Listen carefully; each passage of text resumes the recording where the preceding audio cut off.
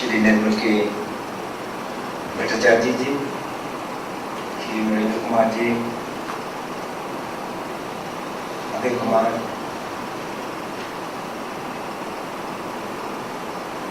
Miss Abhay K, distinguished ladies and gentlemen. I must honestly admit that today's gathering is a different one than what I am used to. Some time back when Abhay came to me and wanted me to be here this evening, I was wondering why did he choose me for this purpose. I thought maybe the poetry be about water or about parliamentary affairs. So, though I must admit I'm not a poet, can't really appreciate much poetry as well. In fact, intellectual activities are far away from my sphere of work. But I did find to some satisfaction that in his book he does refer to water.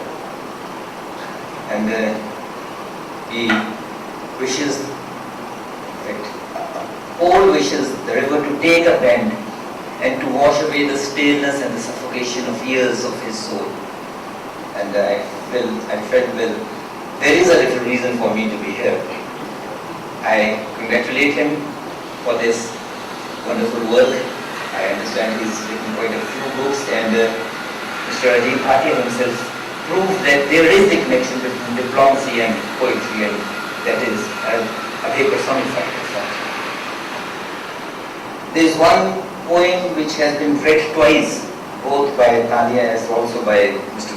Bhattacharya, and that's what I would like to refer to, that is Row On. I mean, when I just opened the book, there's the first poem you find on that, and that, as Mr. Bhatia said, that well, poetry could be giving way to expressions, observations, sentiments. It's reflective also. I think the very first poem, in fact, provokes you to think. And when he says row on, it's just not simple, however tumultuous the river be. I mean, I think there are much bigger messes in life that perhaps as success is not permanent, failure is not final. And therefore one should not stop working after success, one should not stop trying after failure. I read that message as this. I mean, and that's quite a deep meaning that I find to the words that he's used. And say when Mr. Bhatia, he must have read more about the book, when he talks of experience, that the poetry also talks of experience. I think I ask a question to myself as to what is experience. I think experience is what you get when you don't get what you want.